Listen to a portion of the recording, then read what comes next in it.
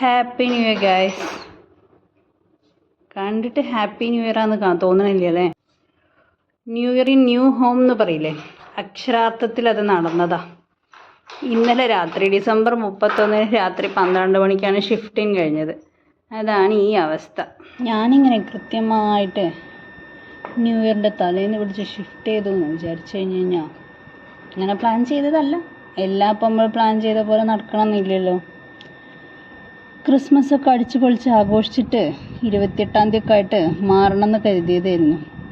അപ്പോഴല്ലേ ക്രിസ്മസിന് പോയിട്ട് എമർജൻസിയിൽ പോയി അഡ്മിറ്റ് ആവേണ്ടി വന്നേ. അത് വലിയൊരു ഹോസ്പിറ്റൽ കഥ, അത് ഞാൻ വഴിയെ പറയാം. അതുകൊണ്ട് എന്തായി, ന്യൂ ഇയർ ഇങ്ങനെ വലിച്ച് വാരിയിട്ട് വീട്ടിൽ പെട്ടീൻ്റെയൊക്കെ നടുവിലാണ്. ഒന്നും അൺപാക്ക് ചെയ്തിട്ടില്ല, എന്നാലും കുഴപ്പമില്ല. പുതിയ തുടക്കം, പുതിയ വീട്ടിലായിന്ന് നമുക്ക് സന്തോഷത്തോടെ പറയാം. Happy new year guys.